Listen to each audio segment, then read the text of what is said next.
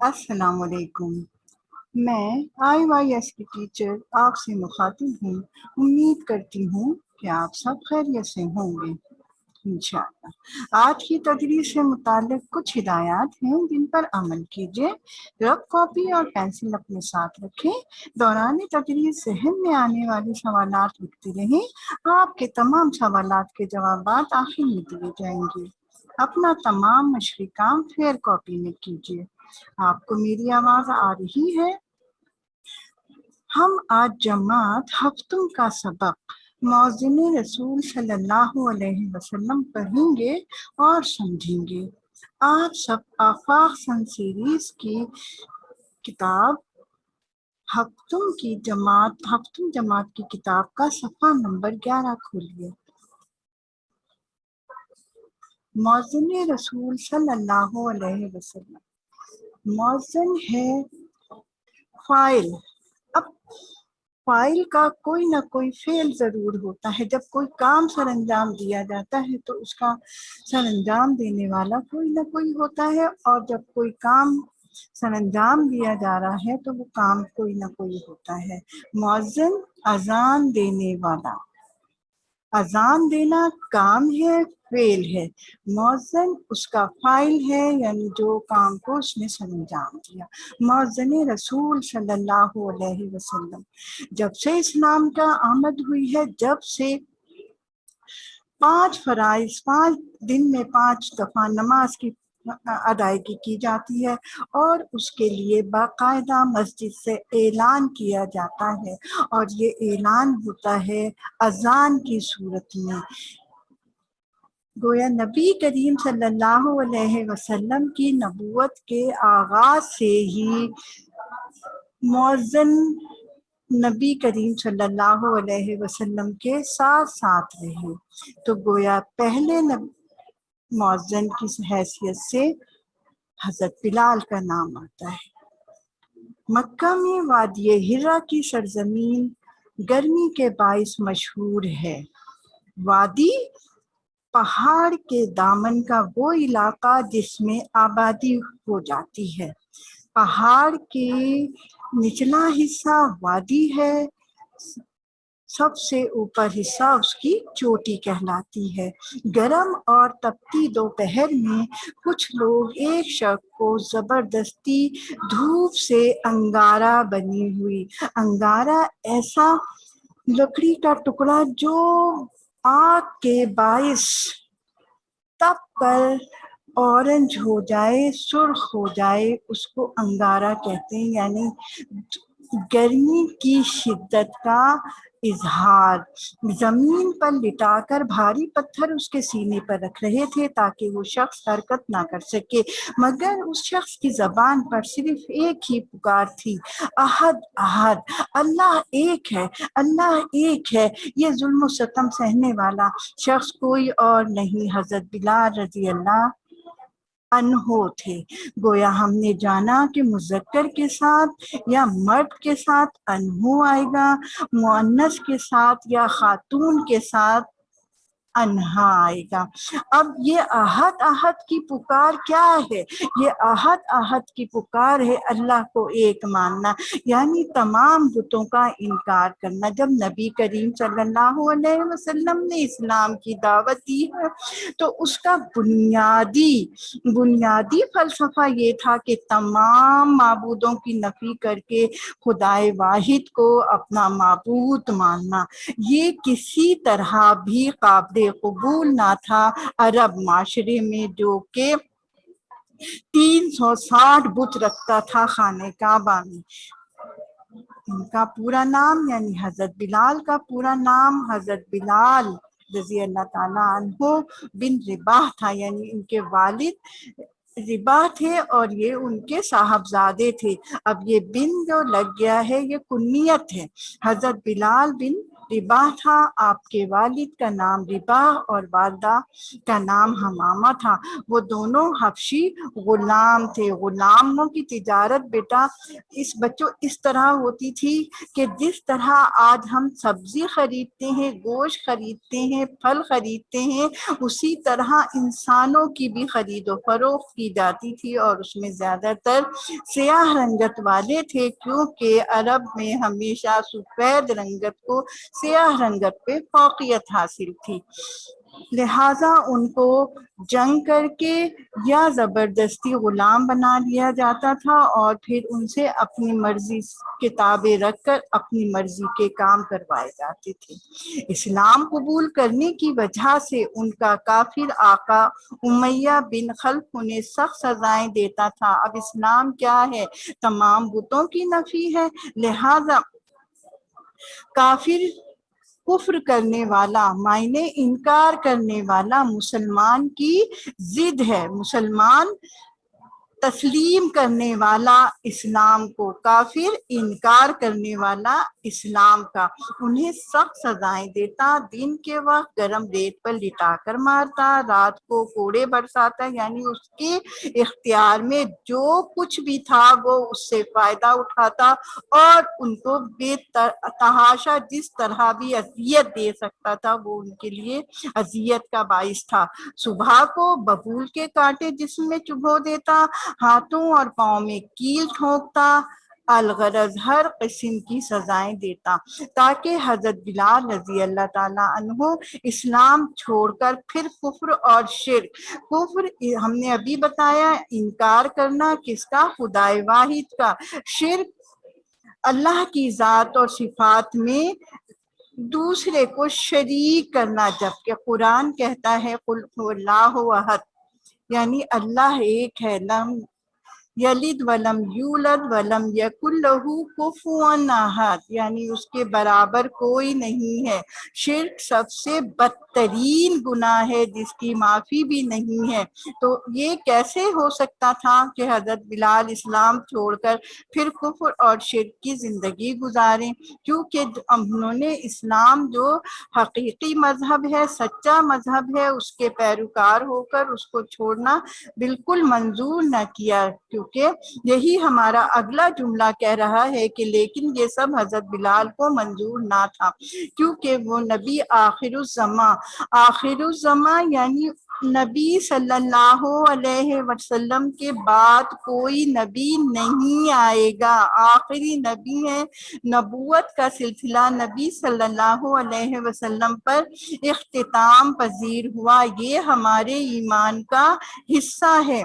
وہ نبی آخر الزماں حضرت محمد صلی اللہ علیہ وسلم کے عشق میں مبتلا تھے، ابتدائی دور میں ایمان لانے والوں میں شامل تھے۔ وہ نبی اکرم صلی اللہ علیہ وسلم کے عشق کی وارفتگی یعنی بے اختیار ہو جانا، ان کی محبت میں اپنا آپ بھلا دینا، یہ ہوتا ہے وارفتہ ہو جانا۔ وارفتگی میں بتوں کی مذمت اور توحید اور رسالت کی باتیں کہتے رہتے تھے، یعنی نہ صرف انہوں نے خود اسلام قبول کر لیا تھا بلکہ اس کی تبلیغ میں بھی شامل ہو گئے تھے۔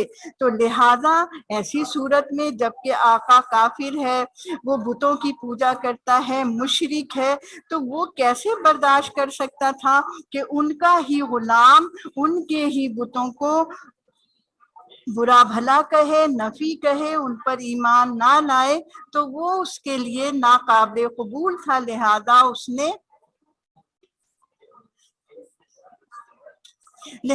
اس نے جس طرح بھی ان کو روک سکتا تھا روکنا چاہا۔ آخر ایک دن حضرت ابوبکر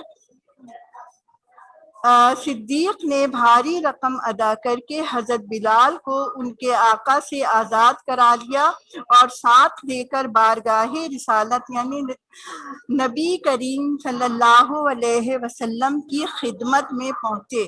حضرت بلال نے ظلم و ستم سے رہائی پانے کے بعد اپنے آپ کو یعنی حضرت ابو بکر صدیق کا یہاں پر کردار آپ کو نظر آئے گا، غلام ہے امیہ بن خلف کے، حضرت بلال رضی اللہ تعالیٰ عنہ حضرت ابو بکر صدیق سے نہیں دیکھا گیا۔ نبی کریم صلی اللہ علیہ وسلم پر ابو بکر صدیق ایمان لا چکے ہیں۔ ایمان لانے والے اپنے بھائی، اپنے ساتھی، کیونکہ مسلمان آپس میں ایک جسم کی طرح ہیں۔ ایک جسم کے حصے کو تکلیف ہوتی ہے تو پورا جسم بے چین ہو جاتا ہے۔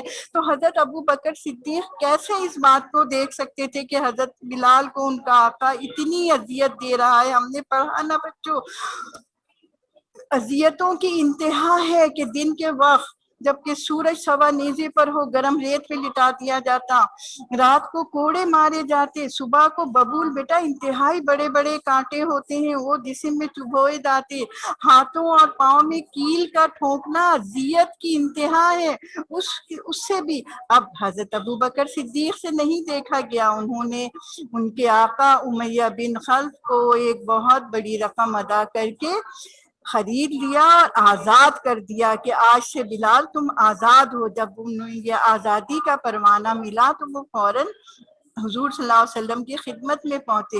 حضرت بلال نے ظلم و ستم سے رہائی پانے کے بعد اپنے آپ کو رحمت عالم، اب یہ کون ہے رحمت عالم؟ رحمت للعالمین کون بنا کے بھیجے گئے؟ نبی کریم صلی اللہ علیہ وسلم کی خدمت میں وقف کر دیا۔ یعنی امیہ بن خلف سے جب حضرت ابو بکر نے آزادی دلائی تو حضرت بلال نے نبی کریم صلی اللہ علیہ وسلم کی خدمت کے لیے اپنے آپ کو وقف کر دیا۔ ہر وقت ان کی خدمت کے لیے حاضر رہتے، دکھ ہو یا سکھ، سفر ہو یا حضر، واز ہو یا تبلیغ کی مجلس ہو یا جنگ کا میدان ہو، وہ ہمیشہ حضور اکرم صلی اللہ علیہ وسلم کی خدمت میں حاضر رہتے۔ یعنی امیہ بن خلف کی غلامی میں اذیت ہی اذیت تھی، اب یہاں نبی کریم صلی اللہ علیہ وسلم کی خدمت میں اپنی خوشی سے حاضر ہیں اور حضور صلی اللہ علیہ وسلم کی ساتھ ہر وقت ہیں۔ کوئی جبر نہیں، کوئی ظلم نہیں، کوئی دباؤ نہیں، اپنی خوشی سے نبی کریم صلی اللہ علیہ وسلم کی خدمت میں ہر وقت حاضر ہیں۔ نبوت کے 13ویں سال، یعنی جس سال نبی کریم صلی اللہ علیہ وسلم کو 40 سال کی عمر میں نبوت ملی نا، شاباش، اس کے 13ویں سال یعنی نبوت کے 13 سال گزر چکے ہیں اور نبی کریم صلی اللہ علیہ وسلم کی عمر مبارک کتنی ہوگی؟ 53 سال، شاباش۔ نبوت کے 13ویں سال حضرت محمد صلی اللہ علیہ وسلم نے تمام مسلمانوں کو مدینہ منورہ کی طرف ہجرت کرنے کی ہدایت فرمائی تو حضرت بلال رضی اللہ تعالیٰ عنہ بھی حضرت محمد صلی اللہ علیہ وسلم کے ارشاد کی تعمیل میں ہجرت کر کے مدینہ پہنچے۔ بیٹا ہجرت، بچوں ہجرت آسان عمل نہیں ہوتا۔ اپنے تمام چیزیں، اپنا مال و اسباب، رشتے دار، مطلب کوئی بھی آپ کے پاس زیادہ راہ بھی نہیں ہے، سفر کے لیے چیزیں بھی نہیں ہے، خوف الگ ہے۔ ایک شہر سے دوسرے شہر، ایک علاقے سے دوسرے علاقے کی طرف جانا بچوں بہت بہت مشکل عمل ہے، اسی لیے اس کا درجہ بھی بلند ہے۔ لیکن جب حضور صلی اللہ علیہ وسلم نے ہجرت کے لیے ہجرت کر کے مدینہ پہنچے تو غزوات کا سلسلہ ہوا۔ غزوات وہ جنگیں ہیں جس میں نبی کریم صلی اللہ علیہ وسلم نے بنفس نفیس شرکت کی۔ غزوات جمع ہے غزوے کی، تو گویا پہلا غزوہ کب ہوا؟ سن 2 ہجری میں ہوا، 17 رمضان المبارک کو، اور اس کا نام تھا غزوہ بدر۔ حضرت بلال رضی اللہ تعالیٰ عنہ کو بدر سے لے کر تبوک تک تمام غزوات میں رحمت عالم صلی اللہ علیہ وسلم کی ہمراہی کا، یعنی وہ ان کے، اب ہم نے بتایا نا امیہ بن خلف سے تو نجات مل گئی، حضرت ابو بکر صدیق نے ان سے خرید لیا اور آزاد کر دیا۔ اب حضرت بلال اپنی خوشی سے نبی کریم صلی اللہ علیہ وسلم کے ساتھ اسی طرح ہیں جس طرح امیہ بن خلف کی غلامی میں تھے کہ وہ جو چاہ رہا تھا ان کے ساتھ سلوک کر رہا تھا، لیکن وہاں وہ مجبوری سے تھے۔ یہاں نبی کریم صلی اللہ علیہ وسلم کے ساتھ اپنی خوشی سے ہیں۔ ہجرت مدینہ کے بعد مسجد نبی کی تعمیر ہوئی اور اذان دینے کی خدمت حضرت، اب 5 وقت کی نماز جب حضور صلی اللہ علیہ وسلم معراج کے لیے تشریف لے جاتے ہیں تو تحفے کے طور پہ اللہ تعالیٰ انہیں مسلمانوں پہ 5 دن میں 5 اوقات کی نماز کا فرض کا نذرانہ دیتا ہے تو وہ لے کر آتے ہیں، تو اب اس کے لیے ایک باقاعدہ طریقہ کار مقرر ہے کہ مسجد میں نماز کے لیے اذان دی جاتی ہے۔ اذان کا مطلب ہے پکارنا، بلانا۔ اب اس کو مسجد نبوی کی تعمیر پہلی مسجد ہے مدینہ منورہ کی، تو اذان دینا ہے تو کس کی خدمت یہ سپرد کی گئی؟ حضرت بلال کو یہ شرف حاصل ہوا کہ انہوں نے نبی کریم صلی اللہ علیہ وسلم کے کہنے سے اذان دی۔ اس طرح حضرت بلال رضی اللہ تعالیٰ عنہ عالم اسلام کے پہلے مؤذن بنے۔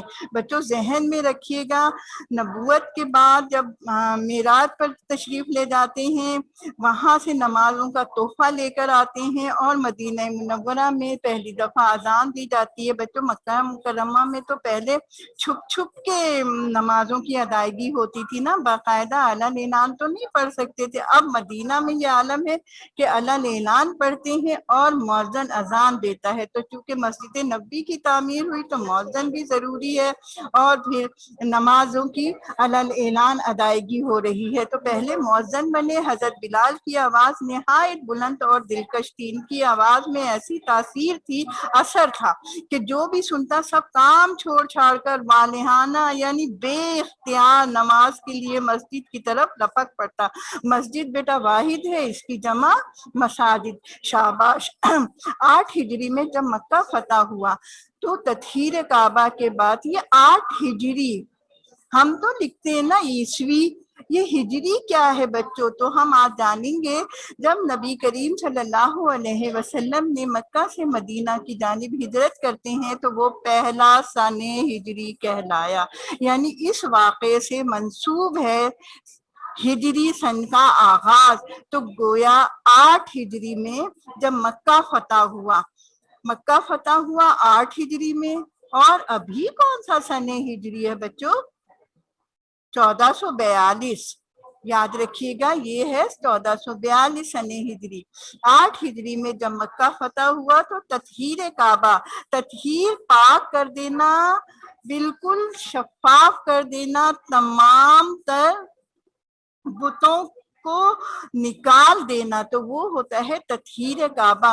ہم نے اس سے پہلے بھی بتایا کہ 360 بت تھے جن کی عبادت باقاعدہ کی جاتی تھی، تو لہذا ان بتوں کو نکال کر کعبہ میں کس کی عبادت کا آغاز ہوتا ہے؟ سن 8 ہجری میں اللہ تعالی کی عبادت کا آغاز ہوتا ہے جب سے، یعنی سن 8 ہجری سے، اور آج 1442 ہجری میں بھی کیا ہے کعبہ میں؟ شاباش، ہم حج کرنے جاتے ہیں، صرف ایک خدائے واحد کی عبادت ہوتی ہے۔ جب نبی کریم صلی اللہ علیہ وسلم نے اس کی تطہیر کر دی، اس کو پاک کر دیا، تو آج تک اس کا یہی عالم ہے کہ وہاں صرف ایک خدائے واحد کی عبادت کی جاتی ہے۔ تطہیر کعبہ کے بعد آپ صلی اللہ علیہ وسلم نے حضرت بلال سے فرمایا، اے بلال، کعبے کی چھت پر کھڑے ہو کر توحید کی صدا بلند کرو۔ صدا سواد سے بیٹا آواز ہے، اگر یہی سین سے ہو جاتا ہے تو معنی بدل جاتے ہیں، گویا ہمیشہ ہو جاتا ہے۔ حضرت بلال رضی اللہ تعالیٰ عنہ نے حکم کی تعمیل کی جب وہ اپنی دلکش آواز میں اشہد ان لا الہ الا اللہ واشہد ان محمد رسول اللہ پکار رہے تھے تو زمین اور آسمان پر سناٹا چھایا ہوا تھا۔ 11 ہجری میں سرور کائنات، ابھی ہم نے 8 ہجری پڑھا تھا، اب یہ 8 ہجری میں فتح مکہ ہوا، اب یہ 11 ہجری میں سرور کائنات نبی کریم صلی اللہ علیہ وسلم نے سفر آخرت فرمایا، یعنی ان کا وصال ہوا۔ تو تمام صحابہ کرام نبی کریم صلی اللہ علیہ وسلم کے ساتھی اور دوست، صحابہ جمع ہے، صحابی کی، صحابی واحد ہے۔ صحابہ کرام رضی اللہ تعالیٰ عنہ کی طرح حضرت بلال رضی اللہ تعالیٰ عنہ پر بھی غم کا پہاڑ ٹوٹ پڑا۔ رسول اکرم صلی اللہ علیہ وسلم کے وصال یعنی انتقال کے بعد حضرت بلال خلیفۃ الرسول یعنی نائب، خلیفہ کہتے ہیں بیٹا نائب، نبی کریم صلی اللہ علیہ وسلم کے جانے کے بعد اب ضرورت تھی کہ اسلام کی اشاعت کی جائے، مزید اس کو پھیلایا جائے۔ تو خلیفۃ الرسول یعنی نبی صلی اللہ علیہ وسلم کے بعد یہ ذمہ داری کس پر آئی؟ حضرت ابوبکر صدیق رضی اللہ تعالیٰ عنہ کی خدمت میں حاضر ہوئے اور عرض کی، اے خلیفۃ الرسول، میں نے اپنے آقا یعنی نبی کریم صلی اللہ علیہ وسلم کو یہ فرماتے سنا تھا کہ مومنین کے لیے سب سے افضل عمل جہاد فی سبیل اللہ، اللہ کی راہ میں کوشش کرنا، جہاد کرنا۔ جہاد اسی سے نکلا ہے، جہاد سے، جہاد کا مطلب ہوتا ہے کوشش، اللہ کی راہ میں کوشش کرنا۔ اس کے لیے ضروری نہیں ہے کہ بچوں صرف تلوار کے ذریعے ہو، یہ جہاد یا کوشش یا جہاد مختلف طریقوں سے ہو سکتا ہے۔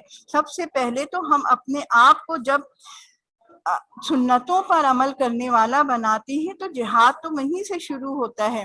جہاد فی سبیل اللہ ہے، میرا ارادہ ہے کہ اب میں مرتے دم تک جہاد میں مشغول رہوں گا، یعنی کوئی اور کام، میری اتنی بڑی ذمہ داری نہیں ہوگی، صرف جہاد سے منسلک رہوں گا۔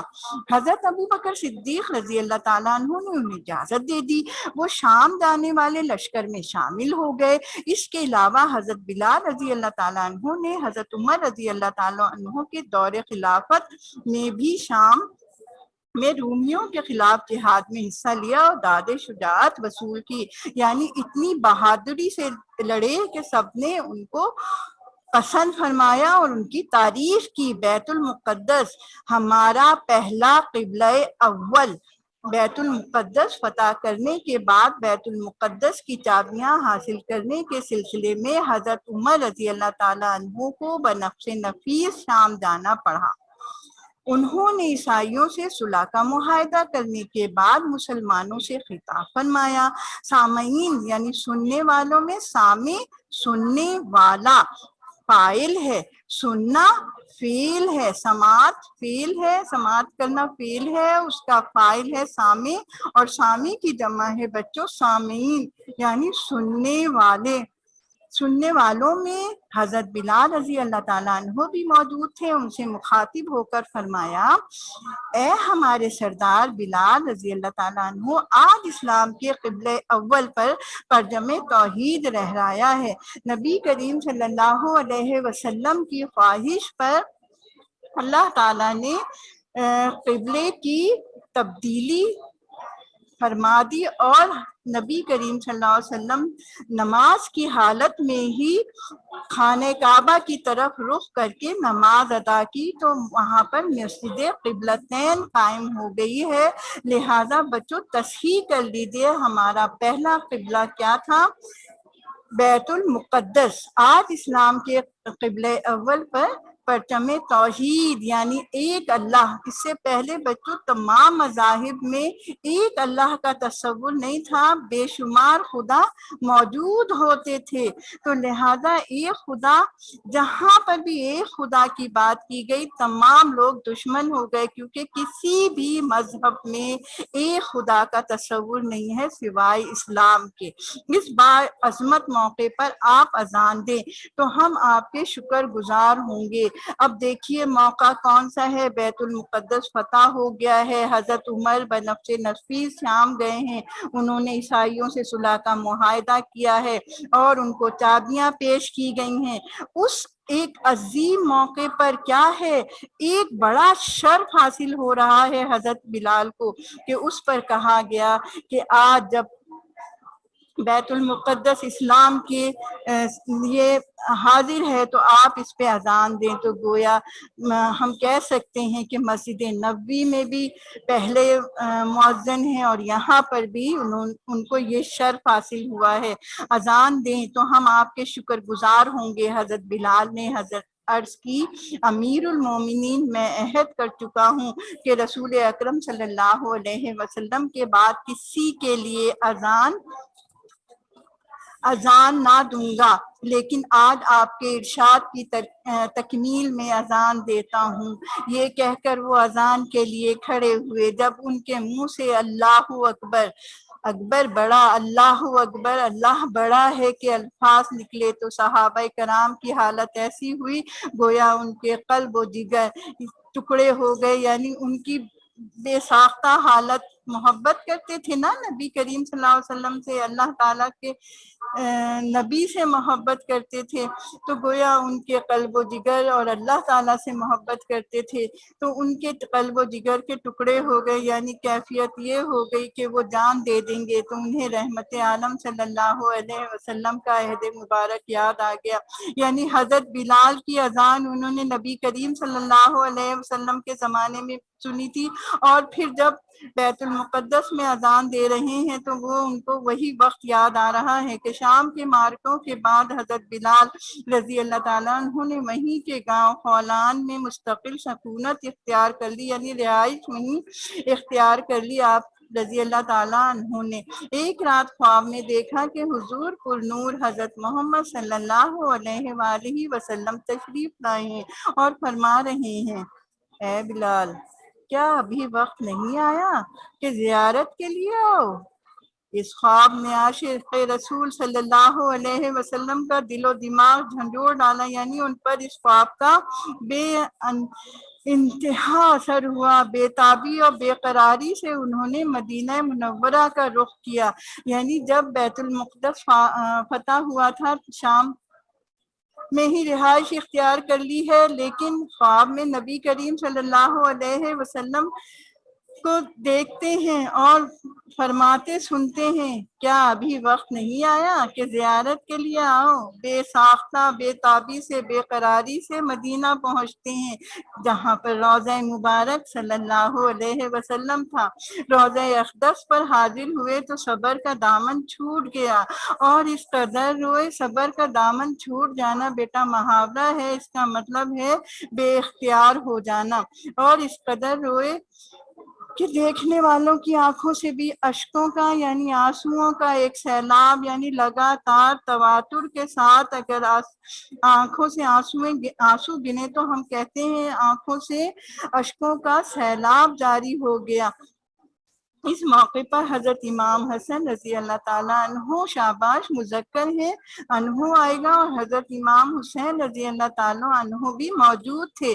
آپ محبوب کے جگر گوشوں، کون ہے محبوب آپ کا؟ جی نبی کریم صلی اللہ علیہ وسلم۔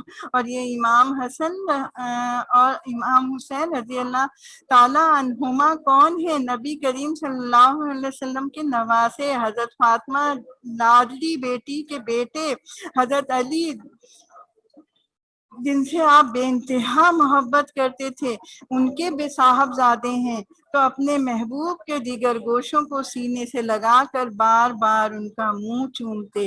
انہوں نے خواہش کی، یعنی نبی کریم صلی اللہ علیہ وسلم سے بے انتہا محبت کا اظہار ہے۔ انہوں نے خواہش کی کہ بابا بلال کل فجر کی اذان روضہ رسول پر آپ دیں۔ حضرت بلال اپنے آقا کے جگر گوشوں کی خواہش کو کیسے ٹال سکتے تھے؟ فجر ہوئی تو روضہ رسول یعنی نبی کریم صلی اللہ علیہ وسلم کے مزار اقدس پر کے قریب اذان کے لیے کھڑے ہوئے۔ سارا مدینہ ان کی اذان سننے کے لیے امڑ آیا، جمع ہو گیا۔ جو ہی انہوں نے اذان دینا شروع کی، مدینہ منورہ کی پوری فضا میں حشر برپا ہو گیا، یعنی ایک ولولہ، ایک جوش پیدا ہو گیا۔ جب حضرت بلال رضی اللہ تعالیٰ عنہ نے روضہ رسول صلی اللہ علیہ وسلم کی طرف انگلی کا اشارہ کر کے اشہد ان محمدن رسول اللہ کہا تو پردہ نشین خواتین بھی بےتاب ہو کر یعنی بے اختیار ہو کر گھروں سے نکل آئیں، روتے روتے لوگوں کی ہچکیاں بن گئیں۔ ایسا معلوم ہوتا تھا کہ ہادی، ہدایت کرنے والا برحق حق کے حکم سے کون ہے؟ نبی کریم صلی اللہ علیہ وسلم نے آج ہی وصال فرمایا ہے۔ کہا جاتا ہے کہ حضرت محمد صلی اللہ علیہ وسلم کی رحلت یعنی وصال، انتقال کے بعد مدینہ منورہ میں ایسا دلدوز اور پر اثر منظر آج تک کبھی دیکھنے میں نہیں آیا۔ ورنہ سبحان اللہ بچوں، کیا آواز ہوگی، کیا انداز ہوگا، کیا محبت ہوگی کہ نبی کریم صلی اللہ علیہ وسلم کا وصال ہو گیا ہے۔ نبی کریم صلی اللہ علیہ وسلم کے نواسوں کی خواہش پر، اصرار پر حضرت بلال فجر کی اذان دینے کے لیے کھڑے ہوتے ہیں، اور جب پڑھتے ہیں اشہد ان محمد رسول اللہ، تو کیا انداز ہوگا، کیا محبت ہوگی بچوں ان الفاظ میں کہ حشر برپا ہو گیا، لوگ بےتاب ہو گئے، یہاں تک کہ وہ خواتین جو گھروں میں ٹک کے بیٹھی رہتی تھیں وہ تک روتی ہوئی باہر آ گئیں کہ نبی کریم صلی اللہ علیہ وسلم کا لگتا ہے کہ آج ہی انتقال ہوا ہے۔ یعنی وہ محبت، وہ چاہت، وہ عشق میں ڈوبی ہوئی آواز صرف مؤذن رسول حضرت بلال رضی اللہ تعالی عنہ کی تھی۔ 20 ہجری کو حضرت بلال نے سفر آخرت اختیار کیا۔ ہم نے اس میں بہت سارے ہجری سن کا ذکر پڑھا، جس میں سے بچوں 11 ہجری میں سرور کائنات نے وفات پائی، 8 ہجری میں مکہ فتح ہوا، 20 ہجری میں حضرت بلال کی وفات ہوتی ہے۔ یعنی 11 ہجری نبی کریم صلی اللہ علیہ وسلم کا سن وفات ہے، اور 20 ہجری اس کے 9 سال کے بعد حضرت بلال کا سفر آخرت ہوتا ہے، اور موجودہ کیا ہے 1442 سن ہجری سفر اختیار کیا۔ اس وقت ان کی عمر 60 برس کے لگ بھگ تھی۔ دمشق میں باب الصغیر کے قریب ان کی تدفین ہوئی۔ امیر المومنین حضرت عمر فاروق رضی اللہ تعالی عنہ شاباش کو حضرت بلال رضی اللہ تعالی عنہ گڈ، کیونکہ ہم کہتے ہیں نا مؤنث کے ساتھ انہا آتا ہے، مذکر کے ساتھ کبھی انہا نہیں آتا، انہو آتا ہے۔ وفات کی خبر پہنچی تو روتے روتے نڈھال ہو گئے، بار بار فرماتے تھے ہمارے سردار بلال بھی ہمیں داغ جدائی دے گیا۔ کون سے سن میں بچوں؟ 20 سن ہجری میں نبی کریم صلی اللہ علیہ وسلم کی وصال کے 9 سال کے بعد۔ حضرت بلال صرف حضور اکرم صلی اللہ علیہ وسلم کے مؤذن ہی نہ تھے بلکہ عابد، عبادت گزار۔ یہ بھی عابد بھی کیا ہے بچوں؟ فاعل ہے۔ عبادت کرنا فعل ہے۔ عبادت کرنے والا کیا کہلائے گا بچوں؟ عابد، یعنی فعل کا فاعل۔ عابد شب زندہ دار، یعنی راتوں کو شب کہتے ہیں، رات کو زندہ دار جاگنا، عبادت کرنا۔ ایسے عبادت گزار تھے کہ رات میں بھی سونے سے زیادہ اپنے آپ کو عبادت میں مشغول رکھا کرتے تھے، بلکہ عابد شب زندہ دار بھی تھے، اور فکر آخرت سے ہر وقت لرزہ بر اندام رہتے تھے۔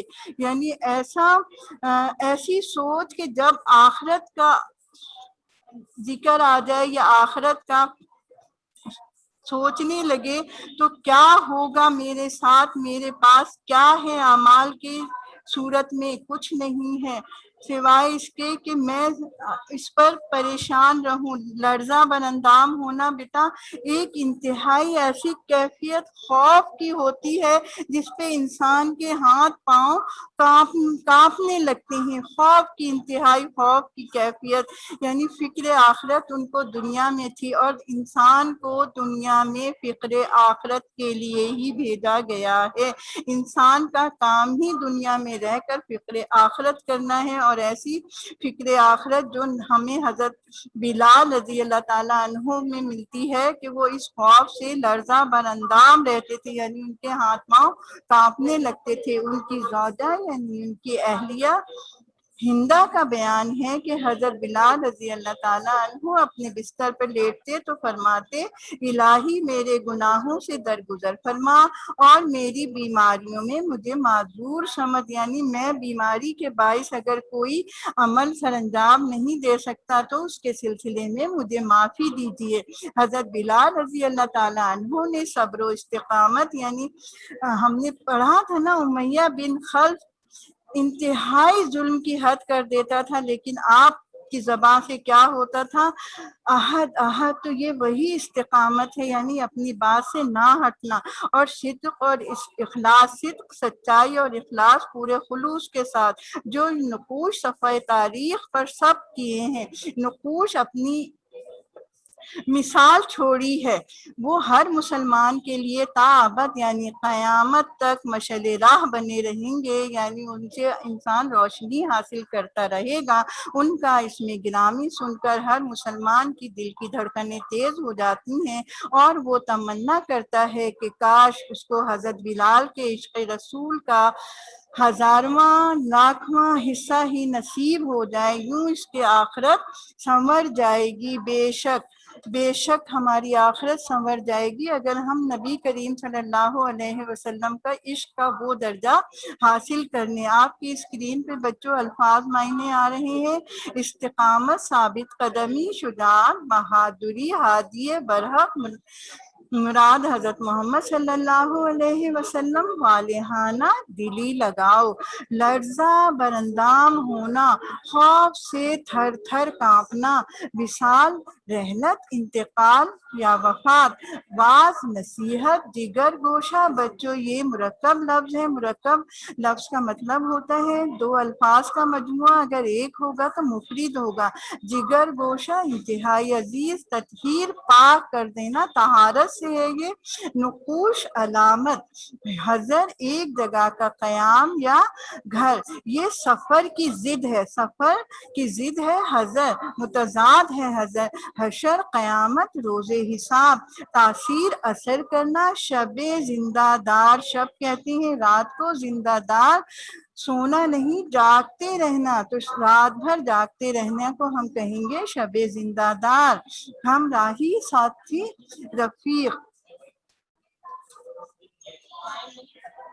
بس اب بچوں آپ کے اس پر آ رہے ہیں، یہ آپ کا ہوم ورک ہے جو آپ تھوڑا سا سمجھ لیجئے، سوال کریں گے، اس کے بعد ہیڈنگ دیں گے، پھر جواب لکھیں گے۔ آپ سبق کو اچھی طرح سمجھ چکے ہیں۔ پہلا سوال ہم ڈسکس کر لیتے ہیں کہ حضرت بلال کے والد اور والدہ کا نام کیا تھا؟ تو بچوں ان کی والدہ کا نام حمامہ اور والد کا نام رباح تھا، لیکن ایسے ہی ڈائریکٹ ہم جواب نہیں لکھ دیں گے بچوں، ہم نے پریکٹس چھٹی جماعت میں بھی کی تھی، اور وہی اب ہمارا معمول رہے گا کہ ہم ہیڈنگ ڈالیں گے، یعنی والد اور والدہ کا نام پوچھ رہے ہیں، ہم نے سیکھا وہ ہے، اور وہ ہم سوال سے ہی لیں گے۔ ٹھیک ہے بچوں؟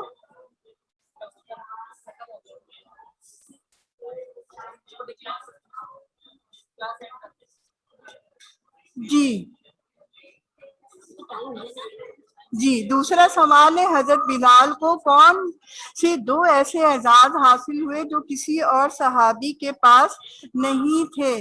کون سے اعزاز تھے بچوں؟ اب سب سے پہلے ہم ہیڈنگ نکالیں گے، اس کی ہیڈنگ کیا ہوگی؟ اعزاز۔ سب سے پہلا اعزاز مؤذن رسول ہے، مؤذن رسول ہے، شاباش۔ اور دوسرا اعزاز کیا ہے؟ بیت المقدس میں پہلی دفعہ اذان دی ہے حضرت عمر فاروق رضی اللہ تعالیٰ عنہ کی خواہش پر۔ تیسرا ہے کافر امیہ بن خلف حضرت بلال رضی اللہ تعالیٰ عنہ پر کس طرح ظلم ڈھاتا تھا۔ تو بیٹا اس کی پوری تفصیل ہم نے پہلے صفحے میں پڑھی تھی کہ دن کے وقت گرم دیگ پہ لٹا کر مارتا، رات کو کوڑے برساتا، صبح کو ببول انتہائی لمبا کانٹا ہوتا ہے جسم کے اندر پیوست ہو جاتا ہے، وہ چبھوتا تھا، ہاتھ و پاؤں میں کیل ٹھونکتا تھا۔ الغرض کون سی ایسی سزا تھی جو وہ نہیں ڈھاتا تھا؟ صرف اس بات پر کہ حضرت بلال رضی اللہ تعالیٰ عنہ اسلام قبول کر چکے تھے اور ان کا آقا کافر تھا، لہذا وہ ہر طرح کا ظلم ان پہ ڈھاتا تھا۔ جواب نامکمل ہے بچوں، ہم نے کہا تھا ہم سب سے پہلے جواب سے ہیڈنگ نکالیں گے، اور ہیڈنگ ہم کہاں سے نکالیں گے؟ سوال سے نکالیں گے، یعنی ہم نے مظالم اس کی ہیڈنگ نکالی۔ شاباش، اس طرح آپ پورا کر لیں گے۔ پھر آپ پہ بچوں آ رہے ہیں خالی جگہ، وہ بھی آپ میں سبق میں پڑھ چکے ہیں۔ مکہ میں وادی ہرا گرمی کی شدت کی وجہ سے مشہور ہے۔ حضرت بلال بتوں کی مذمت کی باتیں کرتے تھے۔ سن 8 ہجری میں مکہ فتح ہوا اور حضرت بلال نے حضرت عمر کے دور میں رومیوں کے خلاف جہاد میں حصہ لیا تھا۔ اور حضرت بلال کس کی وجہ سے ہم نے پڑھا تھا فکر آخرت کے، آخرت میں میرے ساتھ کیا سلوک ہوگا، میرے پاس تو کچھ بھی نہیں ہے۔ سب سے افضل عمل انہوں نے جانا کہ جہاد فی سبیل اللہ ہے، اللہ کی راہ میں جہاد کرنا ہے۔ امید ہے بچوں آپ نے اس سبق کو سمجھ لیا ہوگا۔